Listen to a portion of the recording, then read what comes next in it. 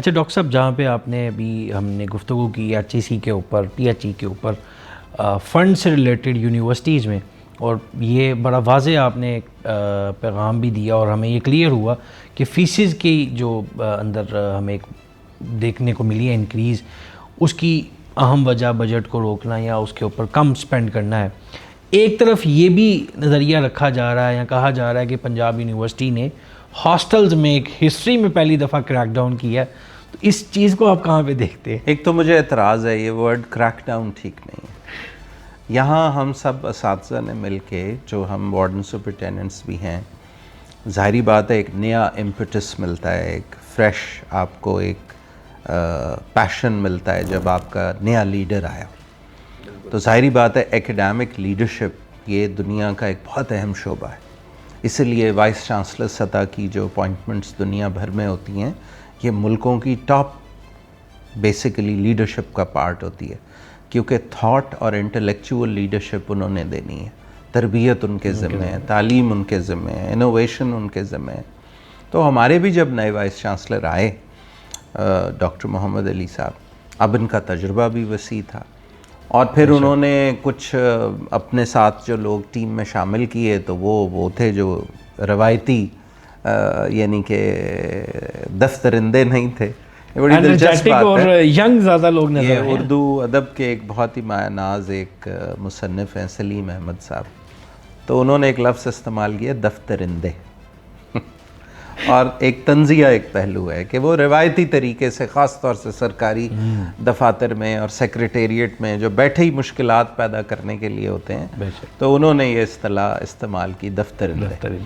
تو اب دفترندے انہوں نے نہیں، بلکہ یہاں پہ، اور یونیورسٹی میں ظاہری بات ہے دفترندے تو سرکاری دفاتر میں عموماً پائے جاتے ہیں، یونیورسٹی کی مینجمنٹ اور طرح ہوتی ہے، اور اکثر اوقات تو اس میں کیا ہوا کہ انہوں نے یہ ایک مینڈیٹ دیا، ان کے ساتھ بات چیت، ڈسکشن، پھر ان کا انداز کافی فرینڈلی اور کھل کے انسان بات کر سکے، آئیڈیاز دے سکے، تو اس میں پھر یہ ایک بڑی حکمت کے ساتھ یہ ہو، کوئی کریک ڈاؤن نہیں ہوا، کوئی آپریشن ان دیٹ سینس نہیں ہوا۔ بالکل ٹھیک۔ طلباء کو اس جانب ایک آگہی دی گئی، سمجھایا گیا، اور اس کے ساتھ ساتھ ظاہری بات ہے ایک سختی کا پہلو تھا، اور ہمارے لیے بڑا واضح تھا کہ جو میرٹ پہ اسٹوڈنٹ ہے وہ باہر کیوں رہے، بے شک، اور جو کسی بھی اپنے ایک کہہ لیں کہ میں کوئی منفی لفظ نہیں استعمال کرنا چل رہا کہ ایک گروپ بنا ہوا ہے، بالکل، تو وہ اپنی اس وجہ سے بیٹھا رہے کہ جی ہم بیٹھے ہیں یہاں، اور آپ گریجویٹ بھی کر گئے ہیں یا آپ ڈراپ آؤٹ بھی ہو گئے ہیں،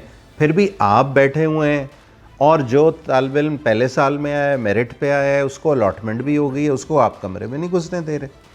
تو اس کو ہم نے گریجولی یہ کام کیا کہ پہلے اپنا اس ڈیٹا کو ہم نے سارٹ کیا، پھر بتایا، اناؤنس کیا کہ لیگل الاٹمنٹس ان کی ہے، جو اس کے علاوہ ہے وہ نہیں، اور پھر آہستہ آہستہ پھر ہم نے عید پہ جب خود چلے گئے سب، تو واپسی پہ جب آنا تھا تو ہمارا ڈیٹا اپڈیٹڈ تھا، گیٹس پہ لسٹ تھیں، 3 جو ہے وہ پوائنٹس بنائے گئے کہ یہاں سے اب وہ طالب علم عزت سے آئے، ہاسٹل میں جائے جس کی الاٹمنٹ ہے، جس کی نہیں ہے نو، اس کے لیے کوئی آپشن نہیں ہے۔ پھر طلباء نے کوشش بھی کی، کہا ایوننگ والوں کو دیں الاٹمنٹ، لیکن ہمارے نمبرز یہ نہیں بتاتے تھے کہ ہم ایوننگ کو دے سکتے ہیں، تو ہم نے تمام طلباء یعنی کہ جو اپلیکنٹس تھے ہاسٹلز کے، ہم نے پچھلے سال ان تمام طلباء کو ہاسٹل دے دیا مارننگ پروگرام کے، اور جو ایوننگ کے تھے ظاہری بات ہے ہمارے لیے اتنی فیسلٹی نہیں ہے، کوشش میں ہیں ویس صاحب کہ اگر بی او ٹی کے تحت مزید، کیونکہ گورنمنٹ اتنی بڑی گرانٹ نہیں دیتی، لیکن بی او ٹی کے تحت اگر اور ہاسٹل بن سکیں تو وائی ناٹ، اس کے اوپر بھی پیش رفت کچھ ہو رہی ہے۔ بالکل ٹھیک۔ اچھا سر، جب پنجاب یونیورسٹی کی کہیں پہ بھی بات آئے یا آپ آن لائن سرچ کریں تو شاید آپ بھی اس چیز سے واقف ہوں گے، تو سامنے آتا ہے جھگڑے، لڑائیاں اور تنظیمیں۔ آپ چونکہ ان چیزوں کو بڑا کاملی ڈیل کرتے آ رہے ہیں، اور جس طرح وی سی صاحب اس ٹائم چلا رہے ہیں چیزوں کو، آپ کے نزدیک یہ تنظیمیں، جبکہ پاکستان بھر سے یہاں پہ اسٹوڈنٹس آ رہے ہیں، اور آپ گلوبلی بھی اس ٹائم آپ کی رینکنگ ماشاءاللہ اوپر جاتی جا رہی ہے، لیکن ایک نظریہ یہ بھی پایا جاتا ہے، آپ ان چیزوں کو کیسے دیکھتے ہیں؟ جبکہ یہ سارے آپس میں بھائی ہیں، پختون ہیں، پنجابی ہیں اور بلوچی ہیں، یہ جھگڑا کب ختم ہوگا اور اس کے دیکھیں، لیے کیا اقدامات کیے میرے جائیں؟ نزدیک جھگڑا جب انسانوں میں پیدا ہوتا ہے، دیکھیں میں تو یہ بات کہتا ہوں یا سوچتا ہوں، بڑوں سے ہی سیکھی، اپنی کیا بات ہوتی ہے، آپ بڑوں سے اساتذہ سے ہی سیکھتے ہیں، انہی کی بات ہوتی ہے. تو وہ یہ ہے کہ انسانوں کے مابین اگر کوئی من و تو نہیں ہے، انسان ایک ہی حقیقت ہے. اگر میں آپ کو اپنے سے مختلف کوئی حقیقت سمجھتا ہوں تو یہ میرے ذہن کی ایک کجی ہے. اور تمام جو دنیا کے ادیان آئے اپنے اپنے وقت کے سچے ادیان تھے، اور ان کا پھر جیسے خاتمہ دین اسلام پر ہوتا ہے تو اس میں یہ سب باتوں میں بڑی اچھی اسکالر ہے ڈاکٹر کیرن آرمسٹرانگ، تو اس نے یہ کہا ہے کہ میں نے تو مذہب کا مطالعہ تمام مذاہب کا کیا ہے، اور اگر تمام مذاہب میں کوئی مشترک بات ہے تو وہ یہ ہے، اور پھر وہ حدیث بھی ایک سناتی ہے کہ دوسرے کے لیے وہ پسند کرو جو تم اپنے لیے پسند کرتے ہو. اب یہ ہماری قوم کی قوت ہے، انسانیت کی قوت ہے. یہ نوجوان ان کے تو ایک دوسرے بازو، ایک دوسرے کی قوت و طاقت ہیں. یہ تو ایک دوسرے کے بھائی ہیں، یہ تو ان کا یا مذہبی تعلق ہے تو بھائی ہیں، یا انسانی تعلق ہے تو بھی ایک قوم کے فرد ہیں. تو یہ کیا وجہ ہوگی کہ جو بازو ایک دوسرے کی قوت و طاقت ہیں وہ ایک دوسرے کے گریبانوں تک کیوں جاتے ہیں؟ یہ ایک سوال ہے. بے شک. اب میں نے جب اس پہ غور کیا اور دیکھا تو بیسیکلی انسان نہیں لڑتے، فرد نہیں لڑتے، سسٹم لڑاتا ہے. اچھا، جہاں پہ سسٹم ٹھیک نہ ہو وہاں انسان لڑتے ہیں. بالکل ٹھیک ہے. اور جب آپ سسٹم کو ٹھیک کر دیں، ٹھیک ہے، تو وہ جھگڑے دور ہو جاتے ہیں. لہٰذا میں یہ سمجھتا ہوں کہ ہم نے، ظاہری بات ہے کوئی ایسی جادوئی کامیابی نہیں، لیکن ہم بہت آگے آ گئے. اور میری ایک دن کی ٹیچنگ کریئر میں بھی ہمیشہ سے کنوکشن رہی ہے کہ میں اپنے طلباء کو کبھی شکوہ نہیں دیتا. کیا بات. اور ایک اچھا استاد کبھی نہیں دے سکتا. وہ ان عوامل پہ غور کرتا ہے کہ اگر ایک طالب علم پڑھ نہیں رہا، ایک طالب علم موٹیویٹڈ نہیں ہے، ایک طالب علم کا تجزیہ ٹھیک نہیں ہے، ایک طالب علم کے اندر قوت فعالیت نہیں ہے، تو استاد غور کرتا ہے کہ وجہ کیا ہے اور اس وجہ کو دور کرتا ہے، اس حجاب کو دور کرتا ہے. تو وہ تو اللہ تعالیٰ نے تو اس کو پرفیکٹ بنا کے بھیجا ہے دنیا میں، تو کسی نہ کسی ایسی ٹیمپریری ریزن پہ اس کے لیے کوئی نہ کوئی رکاوٹ ہے. تو جب آپ اس کو دور کرتے ہیں تو لہٰذا میرے نزدیک، میں آج بھی کہتا ہوں کہ کوئی بھی اس سارے عرصے کے اندر، مطلب ہم نے بڑی چیزیں بھگتی ہیں، اور میں چونکہ اس سیٹ پہ ہوں، میں secretary of the discipline committee بھی ہوں، میرے آفس کے ذمے ہیں، میں اس کا ڈائریکٹر ہوں چونکہ، تو میرے ذمہ ہی ہے نا کہ طلباء میں یہ معاملات نہ ہوں.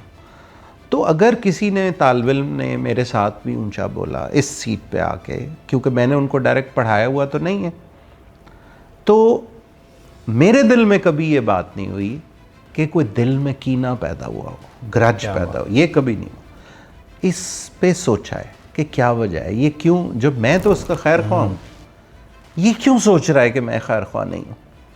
تو کوئی وقتی اس نوجوان گرم خون جو ایک ایج ہوتی ہے، تو اس کو جب آپ سمجھ کے ایڈریس کرتے ہیں تو وہ آپ سے اتنی محبت کرتا ہے، وہ اس کے دل میں یہ جذبہ پیدا ہو جاتا ہے، اور پھر وہ آپ کی بات بھی مانتے ہیں. تو ان عوامل کو ہٹانا، تو آج بھی ہم اس کوشش میں لگے ہوئے ہیں.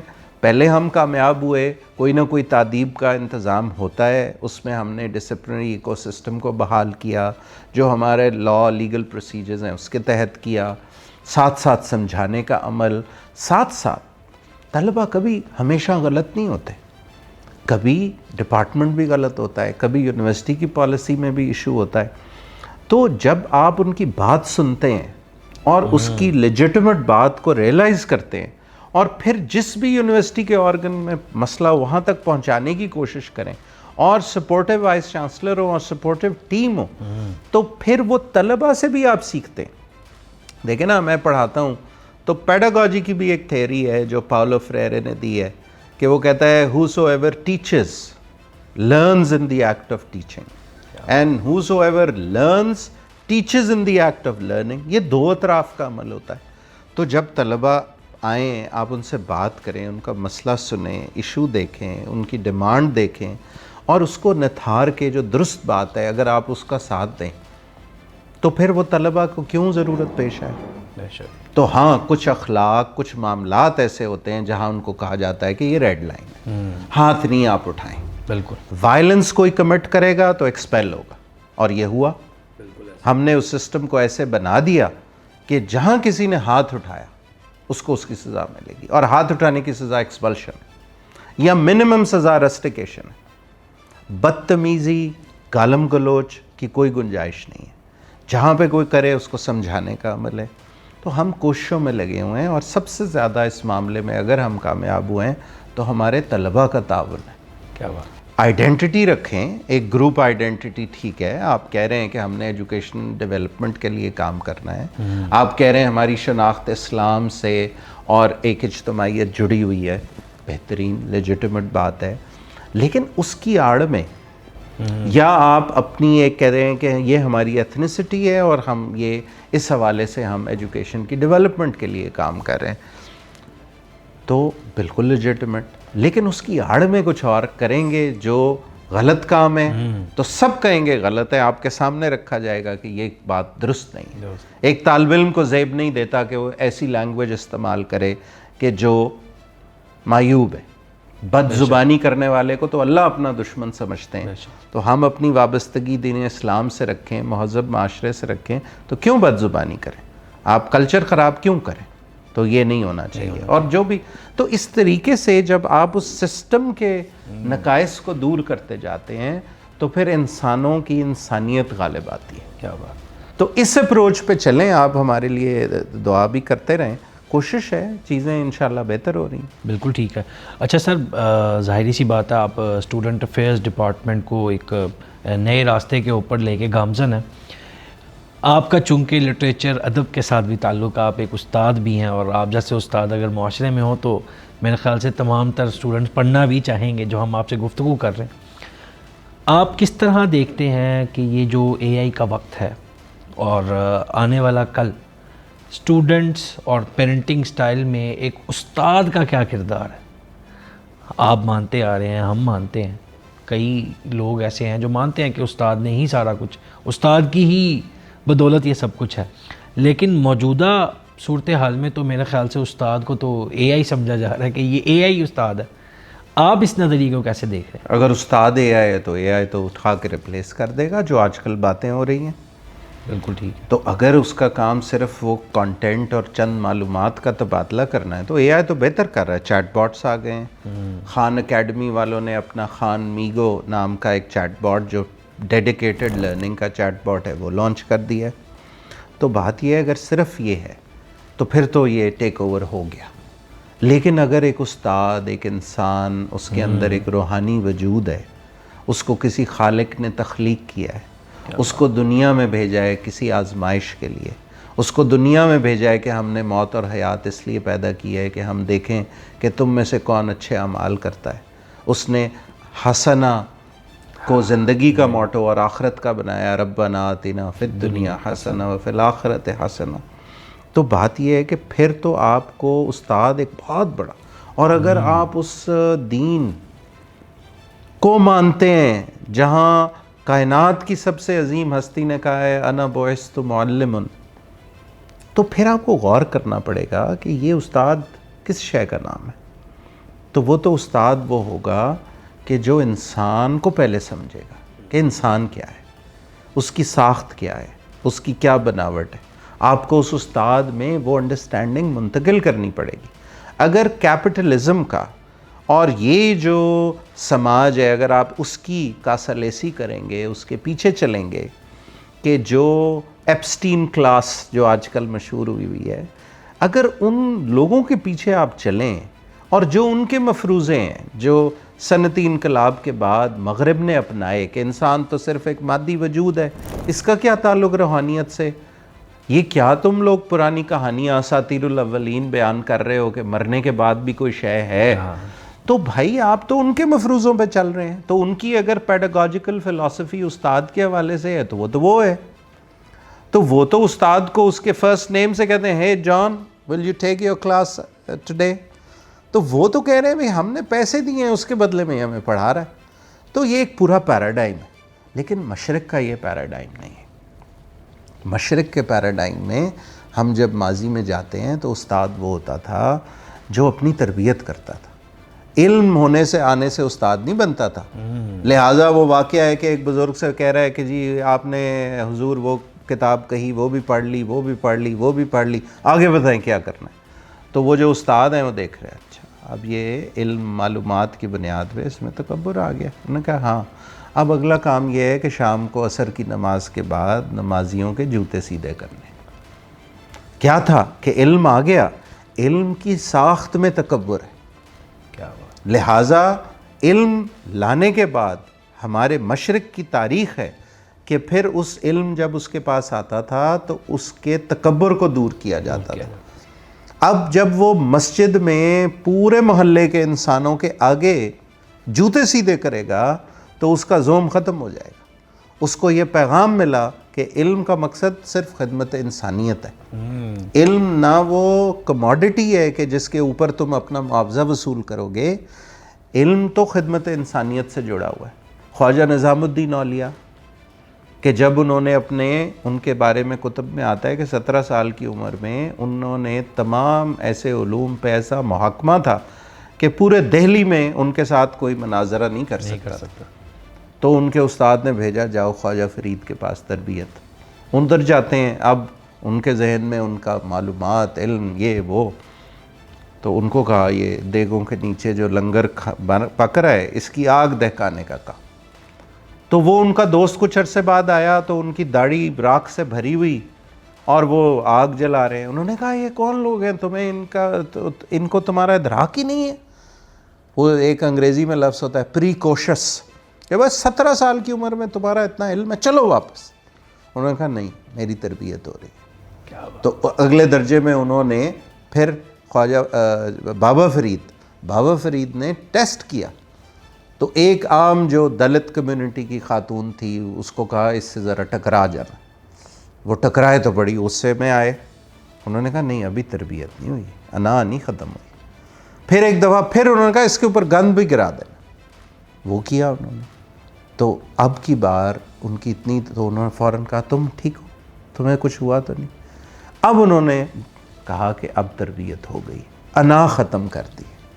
اب ان کو کہا کہ اب جائیں، آپ دہلی میں بیٹھیں. تو دیکھیں مشرق میں ہمیشہ ایک گرو کا، ایک استاد کا، ایک مرشد کا ایک کردار رہا ہے جو تربیت کرتا تھا. کیونکہ انسان کے اندر ایک انا ہے.